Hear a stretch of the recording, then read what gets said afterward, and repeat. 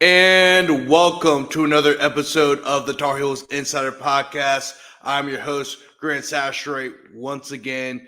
Also, your lead beat writer for North Carolina Tar Heels on SI, bringing you all the latest news in regards to your Tar Heels. Of course, I'm joined by the one and only Jeremiah Artacho, the associate beat writer for North Carolina Tar Heels on SI. It's been a little while since he's been on the show, but it's perfect timing as basketball season is underway. And it started tonight with the Preseason game against BYU. But unfortunately, the Tar Heels lost 78-76 in a very tight game from start to finish. Some good things we saw tonight, but also some things that the Tar Heels, of course, still need to work on, which is why I'm kind of glad this preseason game took place. Because you want UNC to get these kinks out early. Of course, before the season starts, you're going on the road against a BYU team that is the number 8 team in the country. They're coming off of a great year where they went to the Sweet 16 for the first time in 14 years. A.J. DeBanza, of course, is the showstopper for them. Richie Saunders, of course, is back, a guy who was a first-team All-Big 12 last season. Also, KB Keita also showed some promise tonight as well, along with Kendra Davis, who made some clutch shots down the stretch, including the and one that tied the game up late. And then, of course, he made the three-point shot, the wide open three-point shot in the corner. Was really clutch, and that kept BYU in the game gave BYU the lead for the rest of the game. And, of course, the UNC had a chance to either tie or win the game at the end. But Keita's block on Seth Trimble sealed the deal for the Cougars as they pulled out the 78-76 victory. But Jeremiah, let's get going with starting with you, man. What were some of the things that stood out? I mean, of course, other than Caleb Wilson, who had 22 points, which was a game high. He also had 8 rebounds with 3 blocks, I believe he had 3 blocks, and he had a steal and 22 points, 10 rebounds. So he had a double-double, and he also had 3 blocks and a steal. But besides Caleb Wilson, what also stood out to you? Yeah, so besides Caleb Wilson, I feel like you and I are going to talk about him a lot throughout this 2025-26 calendar year for UNC men's basketball. But 3 things that stand out to me just looking at the stats broadcast. UNC had 19 turnovers. Yeah. 19 turnovers. I mean, there were a lot of early ones during the game, a lot of sloppy turnovers, which led to points for BYU. So that was a big contributor in their fall. Another one is I just really like how Jaren Stevenson came into the game. I feel like he was really effective and what he was able to show, as well as Derek Dixon. At the end of the first half, he was right behind Caleb Wilson and leading the team in points. So it wasn't Seth Trimble, it wasn't Henry Vasar, players who are experienced in college basketball, but it was another fellow freshman for Hubert Davis and the coaching staff who was able to lead the charge after the first 20 minutes. But I really like what Caleb Wilson did. I mean, there's so many things to say about it, but he just looked comfortable out there. He made a lot of the right plays. I mean, he was able to get a lot of points off missed shots around the rim. I mean, he has a lot of the intangibles that make for a future NBA player. So he's going to be a really big piece for UNC, and I see them leaning a lot on him down the stretch to score buckets. Yeah, definitely. And, I think one of the, of course, that stood out, of course, was the turnovers, which was one of UNC's biggest issues last season was keeping the ball in possession. And, UNC, of course, had 19 turnovers to BYU's 12. BYU also scored 16 points off of UNC's 19 turnovers. That was only one more than what UNC scored because UNC scored 15 points off of BYU's 12 turnovers. However, when you're North Carolina, you turn over the ball 19 times to BYU's 12. That can make the difference in any game, of course, as this game was literally a 2-point game. I mean, it came down to the last possession, so those things matter. UNC had 14 second chance points at BYU's 12. I mean, UNC also outshot BYU 46% to 42%. Mhm. UNC also out rebounded BYU 40-38.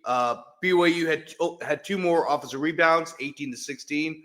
But UNC did a good job on the glass. However, in the first half, BYU out rebounded UNC 23-19. But in the second half, UNC out rebounded BYU 21-15. So, I mean, there's some issues I saw were, of course, were physicality. You saw that first half. I thought it improved in the second half. And I think a large part due to Henry Fassar. And I think the biggest issue for UNC moving forward is finding that second big. Zane Hyde didn't really do too much tonight. James Brown had back-to-back, illegal screens called on him. And then, of course, Jaron Stevenson, and he had some moments. There's no doubt about it. He had his moments. But he only had 2 rebounds in the game. Mhm. He's listed at 6'10", 6'11", right? He's one of the tallest guys on the court. He only had 2 rebounds. And one of the biggest concerns about Jaron Stevenson coming in was, he's more of a finesse player rather than a physical player. And he could play defense, and he could provide some outside shooting. But one of the biggest knocks on him was that he wasn't a very physical guy at Alabama. And that's something you need, especially if you're 6'10", 6'11". And by the way, that starting lineup you saw tonight will probably be it until Luka Bogovac gets cleared from by the university. Of course, he's already been cleared by the NCAA. However, there was something that UNC found. May have something to do with his transcript. It may have something to do with his classification. I don't know. But, he will not be able to play until that gets resolved. So if Jaron Stevens is going to be in your lineup, by the way, you got a 6'10" guy. You got 2 guys who are 6'10", another guy is 7 foot in that lineup. And, there was almost like a lack of physicality, maybe outside of Caleb Wilson. And sometimes Henry Vassar, but I think it'll get figured out as the season gets along. Remember, this is the first time UNC will see competition other than themselves. They've just seen each other for the last few months. Now they finally got to see a team that didn't wear the same colors they did. And those are the results. You had more turnovers than the other team, and it just seemed a time that UNC, they weren't very physical in the paint. BYU. Before I turn over to you, Jeremiah, BYU also had 44 points in the paint, and if you look at the first half, BYU had 22 points in the paint. UNC had 14.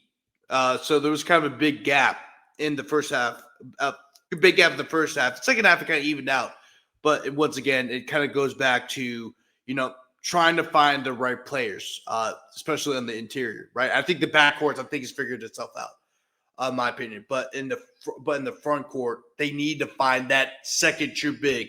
Because, of course, Caleb Wilson's already out there. But I'm talking about a guy behind, Henry Fassar and even Caleb Wilson. You need to find that second guy who can play the 4 or the 5. Yeah, absolutely. Depth in the front court is going to be really important for Hubert Davis and the coaching staff to figure out throughout the entire season, because once those 2 guys go down, when they're tired, when they've played for a long stretch of minutes, who's going to fulfill those roles of being able to stop other teams' drives, get those rebounds, more importantly, and being able to set hard screens and create space for the guards that UNC has to operate. It's going to be really important. Jaron Stevenson, I feel like, will be very helpful. But I've also personally been high on James Brown. I know he didn't have a really good productive performance, but given what has been reported over this offseason with his added muscle, and personally, I thought on TV he looked pretty muscular, compared to last season. So he has the physical strength, but it's all about using it and being physical and applying that pressure against opposing teams like Keba Kaida did for BYU. He was a beast. Yeah, Kevin Kyle is 6'8", 6'9". He wasn't like he's the biggest. He's big in mass, but it's not like he's the tallest guy in the world. And he was the best big for BYU. You really can make a case he was the best big Because I mean, of course, Caleb Wilson, of course, had a big game, but in terms of like just a presence on the inside, right? I think Kabi Keita showed that for BYU tonight. And like you said it perfectly. Like, yeah, James Brown looks bigger. He looks more, he looks more muscular, and he looks a part where he can be that kind of that bulldozing big man that UNC needs, because they really don't have that, right? Henry Vassar's 215. He's more of a skinny 7-footer. He is a bulky 7-footer, and that's something James Brown can provide. But he didn't show it. I mean, he's in the game for 3 minutes, but of course he had the back-to-back illegal screens. And of course, Zane High really didn't do anything either. He was 0 for 1. He was only in the game for 5 minutes. I mean, if you look, I mean, Caleb Wilson and Henry Vassar both played 33 minutes. The other and Jaron Stevens, of course, who I considered big. He was only put in the 3 because of necessity.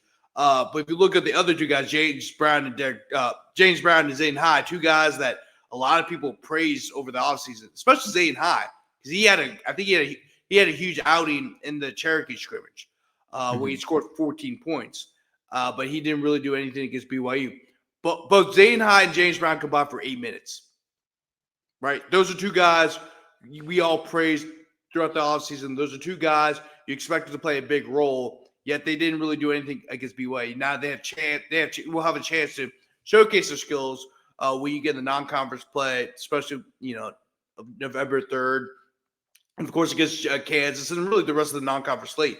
But tonight against a top 10 team like BYU, team that a lot of people were very high on, they didn't really showcase anything. And that's kind of scary for UNC moving forward, especially since Hubert Davis made it a huge mission to get bigger, because he wanted to have a better rebounding season than he did the year before. I mean, he's mentioned constantly how, the more rebounds you have, the higher percentage of chance you will win the games, which is true. I mean, that's very true. You don't even need to have numbers. You don't even need to show the analytics for that to showcase why, if you're a better rebounding team, you have a better chance to win more games than not. Yeah. I mean, rebounding has been a staple for UNC basketball forever. I mean, just look at all the national championship winning teams. I mean, just going back to their last one in 2017, where they had Kenny Meeks and Isaiah Hicks. I remember being so young back then.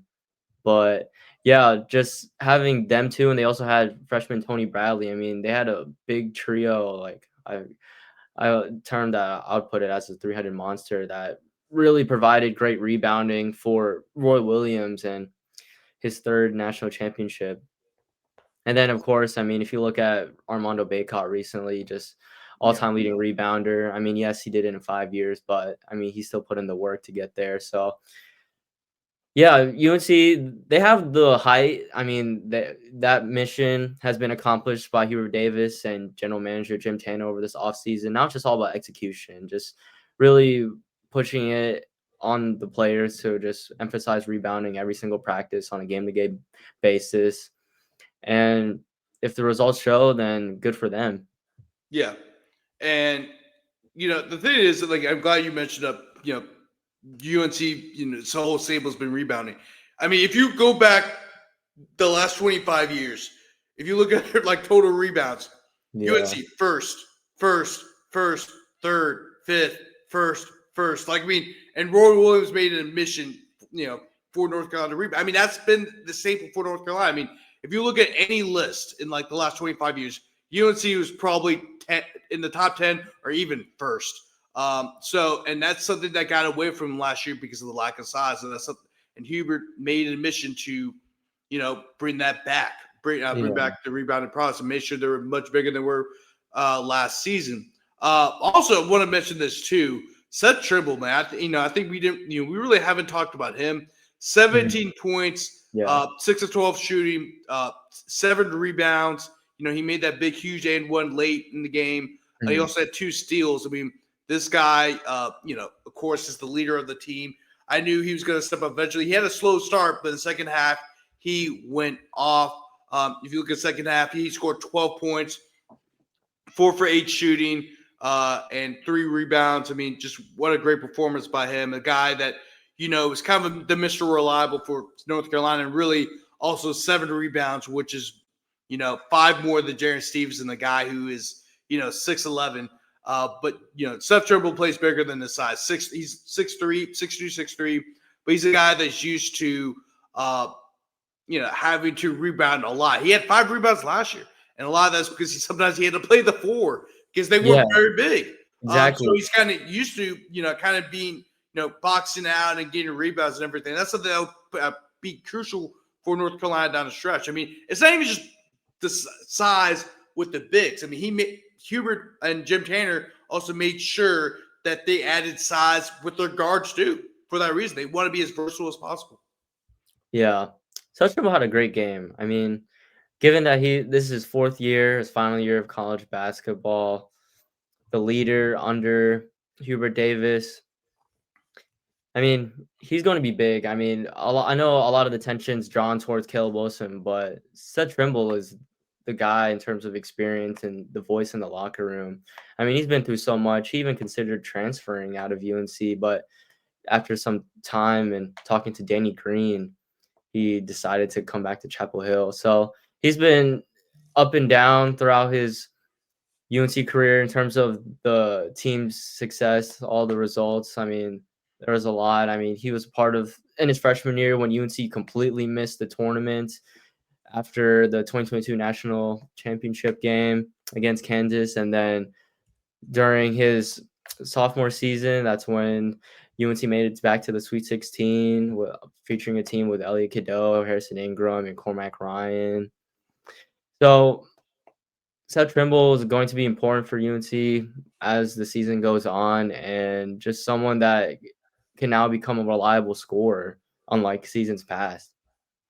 Yeah, I mean, and usually last year, if you look at his numbers, they actually improved. That's the thing about Seth Trimble. He's improved every single year he's been in North Carolina, and that's paid dividends. I think he'll have another chance to improve his numbers once again. I mean, this is a guy who is very, works at his craft. I mean, that's why he's one of the leaders of the team. I mean, anytime North Carolina brought up a guy who was a transfer to North Carolina, they brought him up the podium, whether it was Henry Vassar, whether it was Kyan Evans, whether it was Jonathan Powell or Jaden Young. Seth was the guy they talked to the most throughout their business because he was the leader, right? He's the only guy that played significant minutes for North Carolina that returns, right? I mean, James Brown didn't really play the much. Zayden Hyde didn't play at all last year. So, I mean, he's the only guy that had played significant minutes for North Carolina. He's the leader of the locker room, and everyone knows it. Everyone. I mean, he can, and like he doesn't even say anything. You just kind of know. It's just the auras around him, I guess, because I mean that's the type of confidence he brings. It's he may not be like Caleb Wilson where he's the guy, but even Caleb Wilson will defer to Seth Trimble because that's his role in the team. He's the Raymond Felton of the team. You know what I'm saying? Like that's kind of how I see it. Like Raymond Felton he wasn't the best player on that 04-05 team that won the national championship. I mean, Sean May was better than him. Marvin Williams was better. You can make a case. Rashawn McCants was better. He was maybe the 4th guy on that team. But the 3rd or 4th guy on the team. But you know what? His leadership, he was one of the best leaders in the country. I mean, one of the biggest reasons why North Carolina won the national championship that year is because of his leadership. I mean, he kind of kept everything together, and he was kind of this crafty point guard. I mean, he won the Bob Cousy Award for the best point guard in college basketball. That's the type of guy he is. I think that's what Seth Trimble is as well, too. So he's kind of like the guy that he's the glue that keeps everything together. And you saw that tonight, especially late in the game, whenever North Carolina needed a huge basket, it was either Caleb Wilson or it was Seth Trimble. And Henry's Vassar too, but it was also Seth Trimble, especially down the stretch. But Jeremiah, anything else before we wrap things up? Yes. I wanted to mention and get your thoughts, but I really like their last play that Hubert Davis and the staff drew up. I feel like the idea was really good, getting a drive by Trimble Yeah. to the basket. I mean, of course, the result was a block shot, but the idea was really good. I like how they were being very attentive with that. But what were your thoughts on the final play? Like, what were you thinking before the play unfolded? Like, did you think they were going to go for a 3-point shot or give it to Caleb Wilson for a turnaround jumper? That was one of my thoughts, but what did you see? I think the play was all right. It was one of those things where you put the ball in Seth Trimble's hands. You trust them the most. It's only X position game, so it really, it really wasn't like one of those, NCAA tournament games where like you really got to think everything through. I think, giving it to Seth Trimble that moment, it was great. I just think that it was just a great play by Kabi Keita. I just think that's what it was. I mean, it was a one-on-one situation, and it just didn't go in your favor. But I think you just got to put the ball in the best player's hand. I think other than Caleb Wilson, but Caleb Wilson's not really the point guard, but in that situation, Seth Trimble was the point guard. I didn't mind UNC to put it in his hands. But also, speaking of point guard, I didn't really think about this, but Kyan Evans, really didn't do too much tonight. But he did lead the team with assists with 5, but he didn't really do too much tonight. But it's an exhibition game. I think he'll get better over time. And then also, what really stood out to me the most, I kind of knew that both teams were going to score over 75 points, which they did because it was an exhibition game. You got two really good offensive teams. But the one thing that shocked me was how bad both teams shot from three. North Carolina shot 21%, while BYU shot 20%.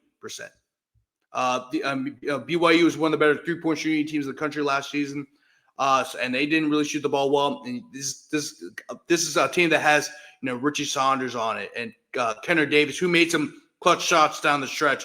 And they got some great three-point shooters on this team, but they didn't really hit their shots. Actually, they took more three-point shots than UNC did. They were 5 of 25.